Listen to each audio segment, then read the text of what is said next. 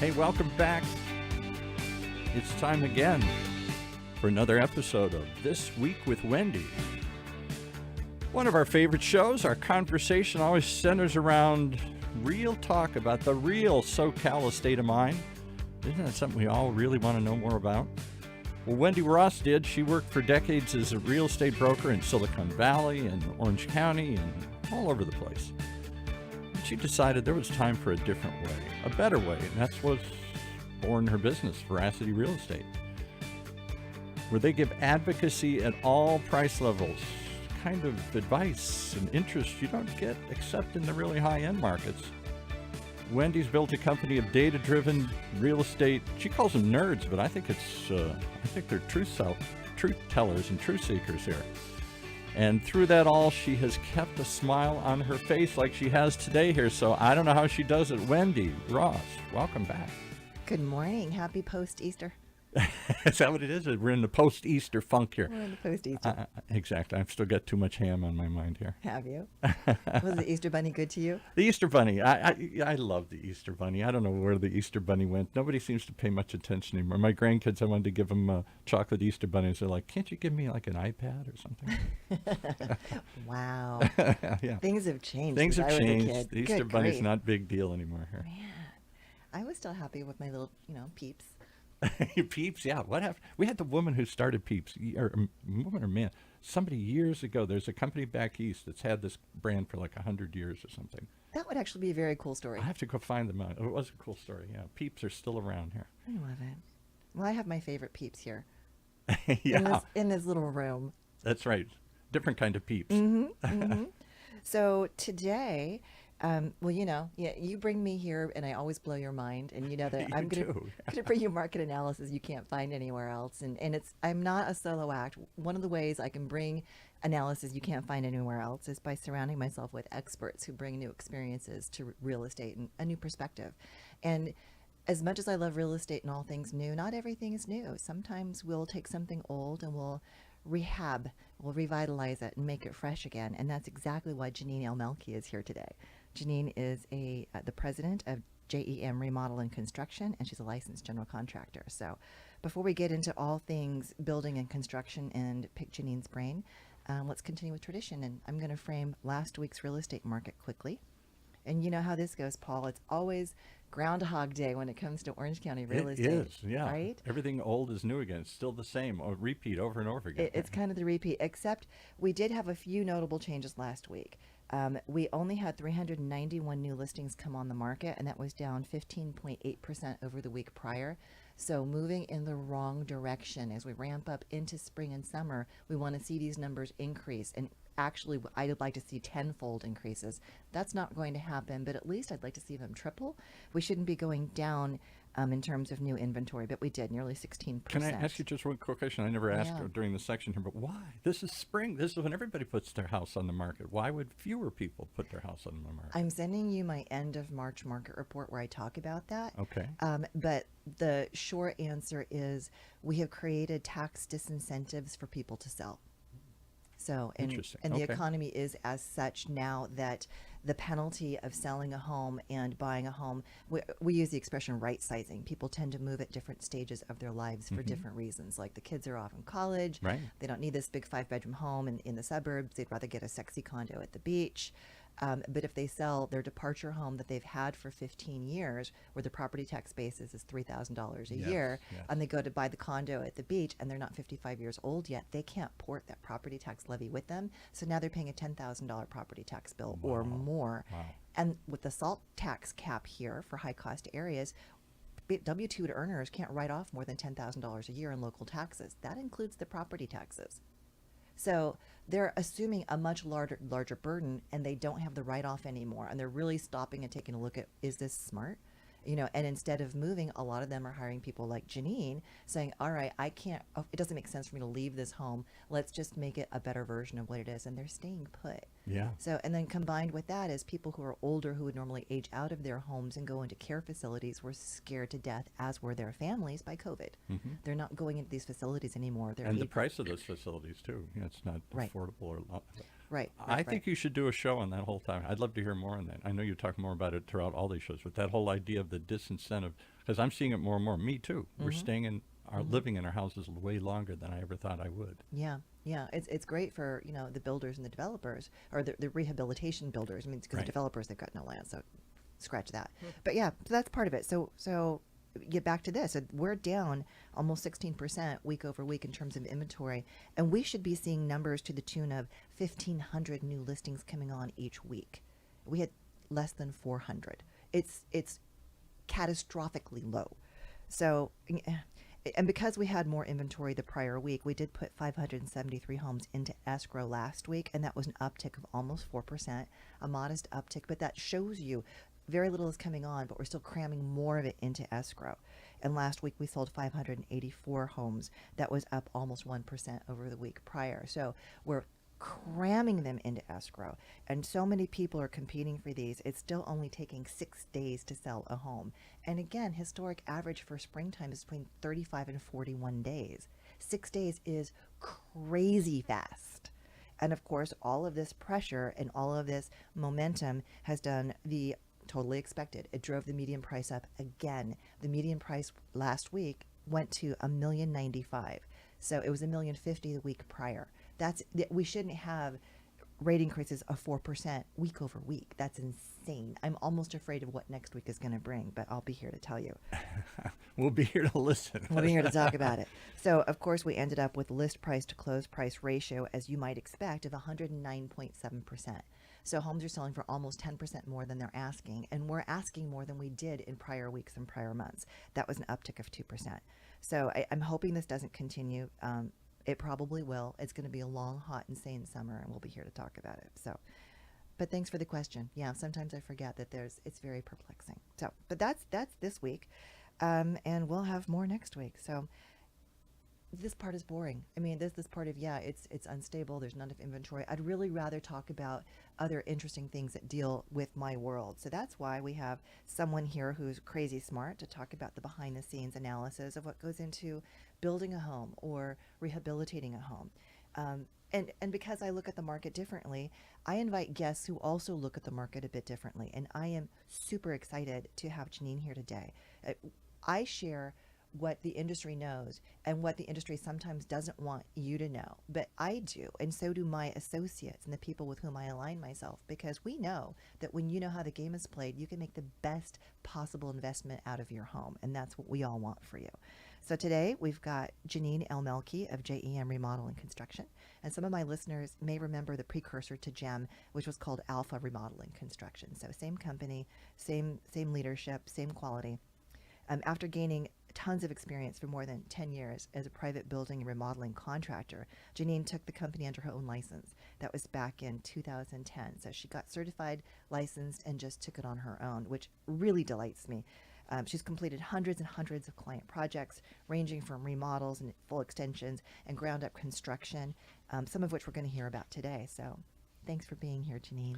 Thanks for having me today, Wendy. I couldn't be more excited. So. And I'm going to interrupt for 1 second. Let's get Jeanine a little closer to the mic there. I want to hear all this. So just pull it right up. Yeah, closer. There you go.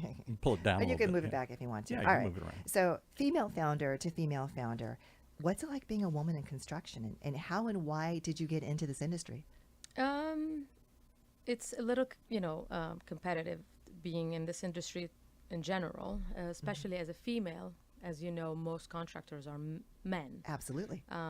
But I do get some advantages being a female, because most homeowners, the women, do tend to make the decisions when it comes to colors or putting, the kitchen or bathroom house together.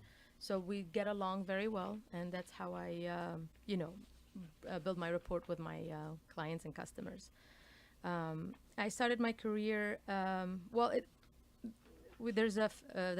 we're a big family of contractors. I have at least 2 or 3 general contractors in my family. Oh, wow. And that's your immediate family, or is this cousins and uncles? Well, cousins and uncles, yes. Wow. And we're all in this industry.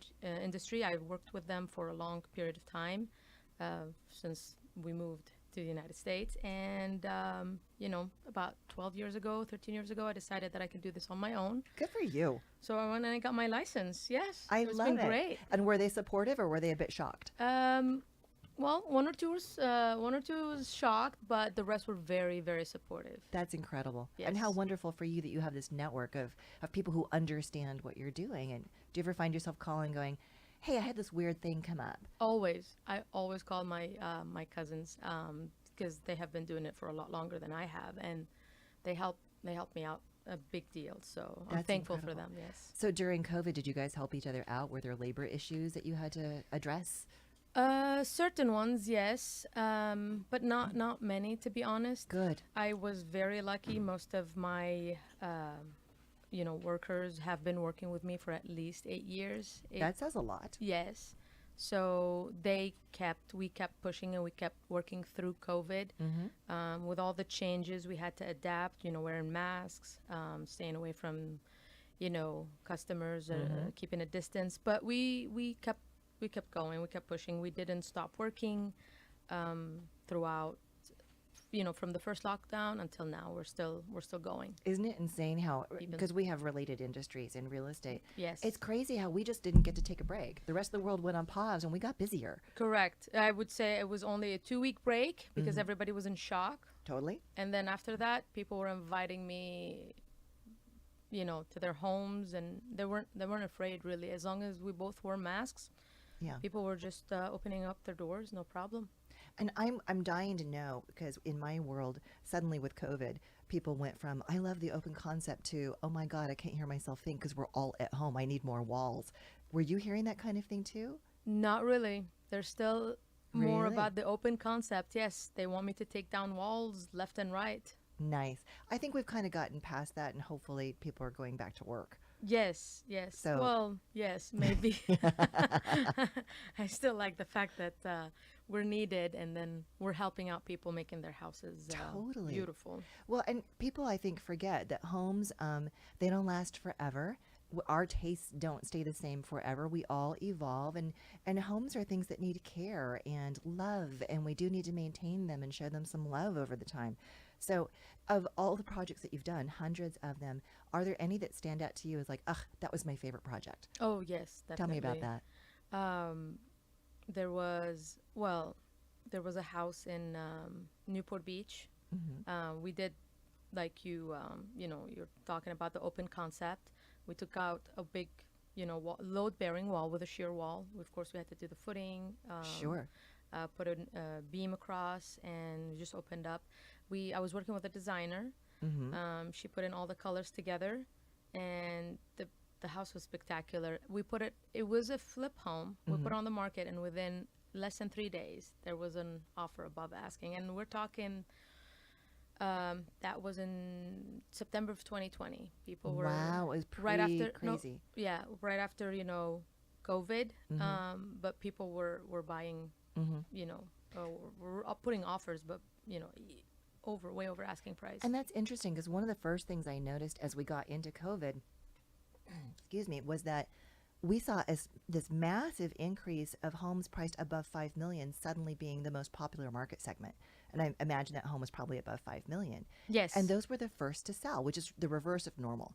Normally Correct. those take the longest, but suddenly as we entered into COVID, everybody wanted to be by the water.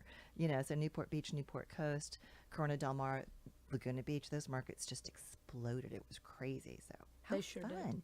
So you still have your showroom in Santa Ana, right? Right, correct. Okay, where is it, and tell us about it. What's that client experience like when they come see you?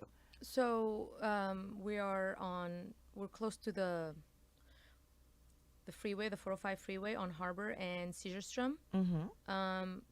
We did close during COVID times because we were not allowed to be open. Right. But the customer can come in. They can look at the samples from cabinets, countertops, flooring, backsplash. I help them put the design together as much as I can. I'm a builder, not a designer. And then we go through, the design, pricing, and the start dates, schedule payment, and all that stuff, which is nice because you have to go. You go only to one place and not 4 or 5 different places. Not a cabinet place, countertop place. Right, that's what I was just thinking. one shop, and I get everything done for you from, pouring foundation all the way up to the roof. That's incredible. Now, you were talking about your crew and your employees that you have. Do you have generalists that you employ and then you subcontract some of the specialties, or do you have people who do electrical and plumbing and all of it? Both. We do. Interesting. We do. I have both. I have a crew that can handle everything from ground up, and I have different tradesmen that do just cabinets and countertops, and then I bring in a separate sub as an electrician or a plumber to do other work that we need in order to complete the job. That's wonderful. So, and in my experience, touching on your field, because I think I mentioned to you that I was a partner in a construction company way back when. Right. So I understand that there's a great deal of nuance in correctly pricing all of these specialties, when it comes to, the electrical or the foundation. I mean, people don't understand pouring concrete is not as simple as it looks. You really do need people who are artisans who understand, temperature and moisture in the air and all of that. 100%, yes. Yeah. And I do tell all my customers, and one of the reasons I ask for a longer period of time to complete the project is that I like to hire tradesmen that specializes in what they do. The cabinet guy just does cabinets. The one that pours concrete only pours concrete. The one that frames only frames. Same for electrician and the plumbers, so I can get the best quality out of their work. And that makes complete sense. Like, I wouldn't hire someone to custom make my shoes and custom make my suit. I would hire someone who specializes in shoes to do the shoes, and someone who specializes in suits to do the suits. And that translates into your world. Correct. Yes. See, I think people forget that. So, and to your point, you were just talking about you ask for more time. Why does it take so long to remodel a home? Well, beside, the changes that could occur after demo, I have to be considerate of the customers, the time when they're available, when they can see the job. So I make sure everything's good before we proceed. And of course, I have to take in consideration, the guys that are working, if they need some time off. Plus, with COVID, everything was set back. Were the cities taking forever to 30% of the time. The cities have taken a lot longer than they used to, yes. Some are still doing it over, the internet, like via email and website. And a few others are doing walk-ins or so you have to in actually person. Bring the plans in, have a That's how it used to be, 100%. But after COVID, it's been every city is different now. If some cities want us to bring in the plans, other cities we can submit online. Nice. Yes. I hope that they keep that. Yes and no. Sometimes personal interaction with the people behind the desk can get you, can get you more than you want. And I know exactly what you're talking about. Shorter period of time, yes. Yes. In fact, when I used to do new agent training, when I used to work for some of the big companies, I would advise them, understand who the agent is on the other end of a deal. And if you're delivering a purchase offer, and this is an old school agent, deliver the offer in person. Have a conversation, right? So it's the same thing. That's how it works best, in my opinion. Well, and it's interesting because we're talking about the time it takes, being respectful of your staff, being respectful of the homeowner, giving them time to come and approve things before you move from one stage to the next. A lot of people, when they buy homes with me, we talk about the future potential of this home, things that they can do, and they're always pushing back saying, well, why do I have to get permits? Can't I just do this without a permit? And how do you address that question when you get it? I go back to the codes and the Contractors License Board's requirements, and we are required to get permits. For virtually everything. Definitely, yes. Yeah. Except painting, you doing, flooring, you do have to get permits for electrical, whether you're relocating or not, plumbing. They don't necessarily care about looking at the cabinets, but if you are demoing a kitchen or a bathroom, they do want to look at the plumbing, so you do have to get permits. Roofing, insulation, framing, drywall. Of course, if you're doing big sheets, not just little repairs. So I do recommend we get permits. Some customers push not to. I do prefer to get permits, but if I also sometimes leave it up to their discretions, but I politely walk away from the job if there are no permits. Yeah, it's your liability. Yes, you're the one that's going to be. Yes, it is my license at stake, and I prefer not to, met with the Contractors License Board. And it's funny because I have said that very thing many times to my clients when they want me to do something that I advise against. And I say, you know what? This is one transaction for you. This is my career. This is my license. And this is my brokerage, and I am the umbrella under which my agents have their licenses. So it's just not worth that sort of risk. Right. All right. So moving on from the obvious liability and just do the right thing. People are always asking, why is it so expensive to build in California? And there's a lot of layers to that answer, aren't there? There are. Beside the cost of the material now, labor has always been the most expensive part of construction in California. Makes and sense. Main thing is because of the licenses and workers' compensation. And the liability that comes from hiring someone. So that's why our labor is so expensive, and that's why the construction price is more than any other states. Are you still seeing supply chain issues and shortages of material? Slightly, yes, Okay. but it's getting better. Good. It's getting better. Good. All right. So people are always asking me too, what does it cost to build? Like, is there an average cost per square foot for the typical remodel? I mean, not the luxury Newport Beach home, but just, the average suburban house. Suburban, it's really hard to say when it comes to just a remodel. Yeah. For additions, it might be for the build outs. I could comfortably say we're between 200 to 250 just build out. Finishes are different because it depends on the finishes. Sure. But the remodel itself, it is difficult. I usually do, by the job, not by the foot. Right.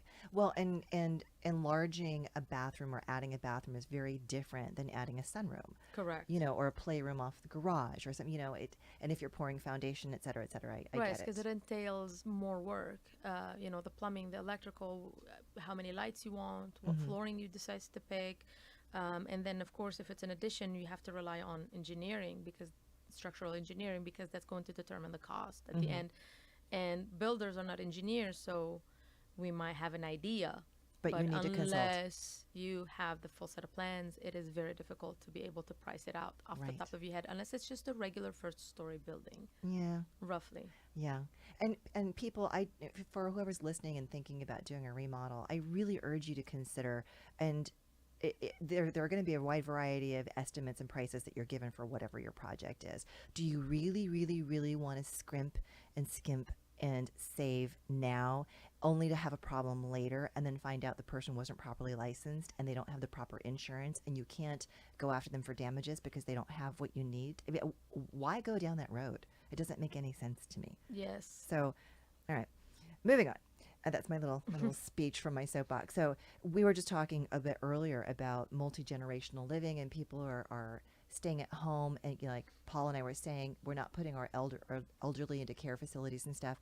Are you seeing that people are asking you to modify their homes for that purpose because they're keeping the kids at home or they're bringing mom and dad home? Is that in your world as well as mine? Yes. There's definitely a demand on that, and we're doing a lot more ADUs or converting garages now. Oh, interesting. Yes, so you have more living space. So when they convert their garage, where do they put their cars? Outside. Okay. Are they building Driveway. carports or no? No, not necessarily. Interesting. Just converting garages to living spaces, yes. Wow. And are you having any challenges getting permits for the ADUs and the extra space? No. There's Good. been a big rate of approvals from most cities, yes. Good. Well, Senate Bill 9 and 10, I mean, I thought was just going to pave the way that there would be no problem getting these permits. But I'm hearing some cities are having some challenges with the community pushing back. But glad to hear that you're not having trouble because this needs to happen. Yes, it's helpful. So in the whole realm of, okay, I have my house, I'm going to be remodeling, I need to make it better for my purposes. Are there certain things people can do to save money that aren't shortcuts? Like if you make this choice rather than that choice, it's going to be more cost effective. Do you see things like that? Right. I do help out with budgeting a lot. And that's one of my biggest, point that I help customers with. There are certain things we can do, whether it's the way we relocate or it's the way, appliances. Right. Or it's the way we, build. Like, for example, they ask me, would a second story be cheaper than a first story? Mm-hmm. Like, no, because it requires more demo and there will be a scaffold around. So if we stick to a bigger first story, if it's doable, then going halfway on the first story and then the second story, you'll save money on completing a bigger first story addition. And like I was saying, if it's inside the house, try to not move too many appliances, or suggesting different material. For example, glass tiles is more expensive than porcelain tiles. The same for marble is more expensive than porcelain tiles. So I just guide them through the better, budgeted material that are still good. And I always say, if it's properly installed, it doesn't matter what kind of material you decide you choose, as long as you're confident with your contractor and their workers, you'll have the best outcome possible. Well, right. Like an artfully installed, let's say it's a subway tile. If you do a really well done herringbone pattern, it can be very interesting and half the cost of a more expensive tile. Exactly. Then if it's a marble, subway look tile. Right. And another route I've taken for a long time is working with prefabricated cabinets versus custom. I mean, you cut the cost in half. So and right there. Often, what I have seen, they're often actually better. I honestly have seen much better product with prefab than custom made. See, so the stigma just needs to be ignored. I believe so. They just need to, discuss it with their contractor and just keep an open mind. Yeah. Just because it's not made in the United States, which is, I know I should probably push our product, but some people that, if their cabinets are falling apart and they can't afford a $30,000, cabinets, and if I offer them that cost half that cost, why not? Yeah. So you just have to, budget it properly and talk to the proper people. We need to all make our decisions, and of course we want made in America. Definitely. And I we agree. need more things to be made in America. We should work on that. Right? It should help us out with certain costs. That's here. a topic for another whole conversation, right? Yes. Paul's nodding back there. So tell me some fun war stories. Like what are some common mistakes that people have made?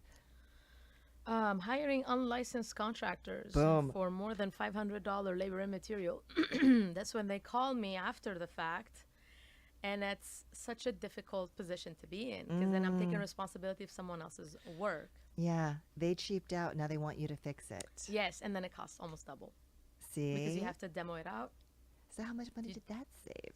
Nothing. Zero. That actually costs more. So please make sure your contractor is licensed. Okay, so obviously that's the smart thing to do. What are other smart things that people can do when they're planning a remodeling project? Getting more than one bid. Very good. Getting more. I mean, even the customer that come to me and they're comfortable with me, I want to make sure that they got another bid so they can compare prices and make sure it's apple to apple, so they understand what they're spending their money on. I have such respect Make sure for that they get more for their dollar. I mean, as much as possible for their dollar, because there are a lot of people that, unfortunate contractors takes advantage of certain customers that are not knowledgeable in this industry. Yeah. So And I we try don't to know. not do that. Well, I Yeah. don't do that. You don't do that. I don't do well, that. see, and I have such respect for someone who says, yeah, get someone else to compete with me and get another bid, because you know you're good and you know you're doing the right thing. Exactly. And I'm the same way. Am I a discount broker? Absolutely not. Am I going to watch your back ferociously and make sure you have no contractual issues? Absolutely, I will. You get what you pay for. Exactly. So and this is an interesting question, so feel free to say, I've never seen this, or I don't want to talk about it, but the latest hot topics in my world in real estate are unconscious bias and discrimination.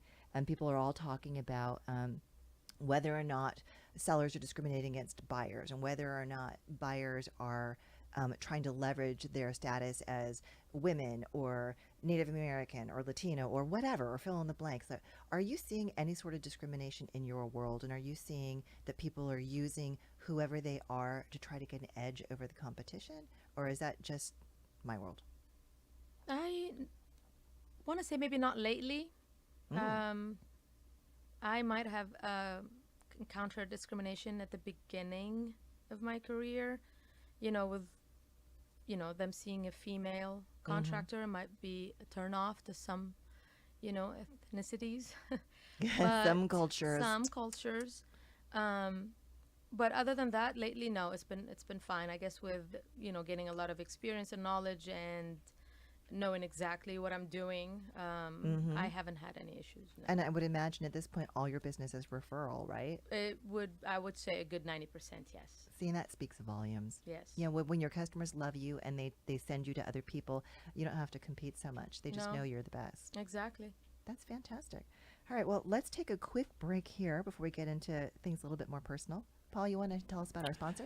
Absolutely. Well, as everybody knows, you've surrounded yourself with a team of people, a team of experts, great strategic partners in every aspect of the business. One of them is certainly our sponsor today here, Ford and DiIulio. Ford and DiIulio, it's an Orange County-based boutique litigation firm with experienced attorneys from big law firms. The partners who founded Ford and DiIulio did so on the concept of aligned interest, where their success is directly related to the value and results they achieve for their clients, where they're rewarded for being effective and efficient and not just dragging the litigation out to run up the time, where they can get in there and engage in a relentless pursuit of their clients' goals, whether early on in mediation or later on in litigation or even trial. If that's something you'd like to try out, that's something you'd like to find more about, simply find them at FordDiulio.com. FordDiulio. FordandDiulio.com. All right. Is this my chance to ask a question? I knew it was coming, Paul. Bring it. I wonder about this whole ADU thing. I hope you do a show on that someday. This idea that now the state's allowing you to build, I don't know if that's everywhere or somewhere, a little granny flat, a little extra unit, or something in the back. She was talking about in garages, or other people. I think there's a guy coming on one of our shows that builds these little units. And I don't hear anybody talking about it. I don't know anybody that's done that. Is that Jeanine's done it? She's done it. Talk about that. Is that a good thing? Is it a bad thing? Does it jam more people in the neighborhood? Does it add more value to your home? I don't really even know how I feel about these things. It sure does add value to your home. It's a more square footage, so you gain that, of course. Yeah, and it's not just the square footage, it's more functional utility. I'm curious, though, given this question, are you seeing the ADUs are being built like little studios that have kitchens and bathrooms? Or are they just bedrooms? What are you seeing? Mostly they're attached to to the houses, yes, or part of the garage, but they take half the garage. Okay. So this is what I'm seeing the most, attached or part of the garage, because it's more expensive if it's detached to the house. It's because you have to run more plumbing and electrical towards, the detached. That makes sense. Guest house or whatever you want to call it, granny flat. And so are they building them just like bedrooms, or are they adding kitchens to bedrooms with little kitchens and bathroom, yes. Okay. Like a kitchenette and a bathroom, yes. Okay. So like I have the world's best ADU, but I bought the house that way. So yeah, you have one. Like it. And because on the one hand, it sounds like a wonderful idea. As people get older, you can put your parents there, whatever, or loved ones there. Maybe it's an extra source of income. We're all looking for other ways to pay houses. So instead of having a roommate inside the house, you have somebody outside the house here. But I don't know, are communities pushing back against these? Are neighborhoods saying, "Oh, I don't want more people in the neighborhood. I don't want more cars in the neighborhood"? In the neighborhoods F design review, I'm hearing they're having more issues with neighbors. Like Eastside Costa Mesa, they're starting to push back, which is stupid because a third of the houses there have ADUs. Yeah, so it's like, why is it suddenly a problem? And the reason that I'm hearing they're citing is what you had said. It's like increased traffic and more cars being parked. But I'm not entirely sure that that's true, because I have more clients now than I've ever had in my career that share a car. And so many people use ride sharing like Lyft and Uber a lot, and kids use that a lot. More and more kids, like we've talked about this, Paul, you and I, when we were 15, we were running to the DMV to get our license, right? And kids now, they're foregoing getting their driver's license until they're in their 20s. So they're not driving. So I personally think it's a bit of a myth that people are trying to use, saying that there's increased traffic tension and parking issues. But who knows how long they'll be fighting this, because the ADUs need to happen. Additional square footage needs to happen. Well, where else are they going to find place?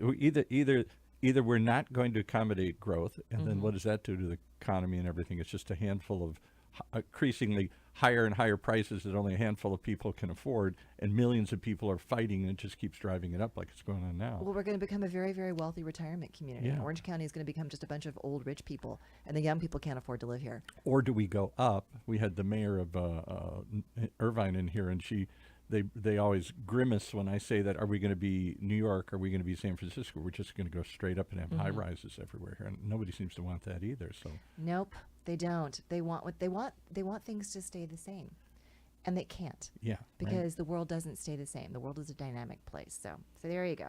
That's our opinion. We say build the ADUs and call Jeanine and she'll get it done. Okay, yeah. She's got friends at the city level. I never heard anybody talk about them. That's what I'm just amazed. I know they passed, and I thought there'd be a big wave of them. I haven't seen them in my neighborhood. I don't know anybody talking about them. And she's been too busy to talk about it. Well, probably. You have no idea. This woman has like no life.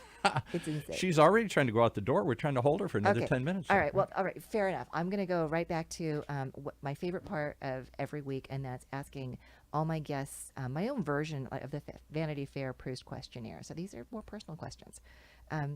So starting with, since I sell houses, this is about real estate. What city do you call home? Santa Ana. Same as me. I live and work in Santa Ana. I love it. Yes. And how long have you lived there? On and off, a good 15 years. Wow. Yes. So what do you love about Santa Ana? You're staying there. You must love something. It's in the middle of Orange County. Whether people want to say yes or no, it's Costa Mesa, it's this, and no. I think Santa Ana is the middle, the heart of Orange County. Here. I agree. I fully support that. So if you have one, what is your most treasured possession? My dog. Oh, I love you. Yes, I love him. I love him. She said that so meekly, though, like we're all going to laugh. You got two dog lovers right here. Here's my dog right here. Yes. He's my dogs mascot. are the best. What's your dog's name? Bubba's. Bubba's. Yes. And what kind of dog? Yorkie Pomeranian. Oh, he it's also looks like okay. Yeah, he's not so little. He's pretty, fat. But yes. He's got his COVID-15. Yes, he did, and he loves tacos, so can't get him off of the tacos and the ice cream. But for Wendy's dog, he would be a taco. He would be a little morsel. Well, my dog's 100 pounds, so. Oh, yeah. No, mine is like 22, but still, he's a little stocky. That's adorable. I need He's to cute. meet Bubba. Yes. Okay, so you've done a lot, and I'm, again, such a fan as another woman-owned Thank you. business and a woman in a male-dominated field. Clearly, you've overcome many hurdles. Yes. So, and you're not done yet, but so far, what do you think is your greatest achievement to date? There's a lot of achievements that I've done. Could be anything. Owning my own home, owning my own business. Yes. Being independent and especially as a female in California, which everyone thought that it's hard to achieve, but if you put your mind to it and you work hard for it, you can definitely get there. I don't care what you are, who you are. I wasn't born here. I came here when I was 18. It was a long journey till I get where I got, and thanks to a lot of my family members. And one particular one, you know her very well. The one who introduced us? Yes. The lovely Antoinette Balta. She's been on the show, Serious? Yeah, yes. You know what? I've seen it. I've heard it. Yes. Yes. Yeah. Yes, they've, thanks to all their support, family, cousins, siblings, this is where I got because of them and their motivation. I have such respect for what you've done. Thank you. I'm such a massive fan, and anything I can do to promote you, I will. I appreciate it, Wendy. Yeah. I love it. Thank you. So, this is interesting. Some people do, some people don't. Do you have a personal motto, something that you always say? Well, there's nothing that you can set your mind to do and not get done if you really want it. I love that. So just say you can do it. Just say it. Just say you can do it. It can be done. I don't see a reason why anyone can be set back. Put your mind to it and just get it done. That's fantastic. That's it. Get up and get it done. Get it done. Yeah. Get it done. All right. Well, I really appreciate you taking time to be with me on the show. And I hope that we can have you back and talk about what's happening in the construction world and all things real estate. But for now, how can our guests find you? If they want to consult with you, how can they reach you? Well, we do have a website, gemremodel.com, and we're also on Instagram, same, gemremodel or JEM. And we're also on Yelp. You can find us on Yelp, JEM Remodel and Construction, Inc. Fabulous. In Santa Ana. I can't tell everyone fervently enough, call Jeanine. call Jeanine. I've referred her to people very close to me, and they're just thrilled to have had the experience. So thank you, Wendy. That's all for this week. Please stay tuned for next week, and you can listen to this podcast and all the others wherever you most like to listen to your podcasts.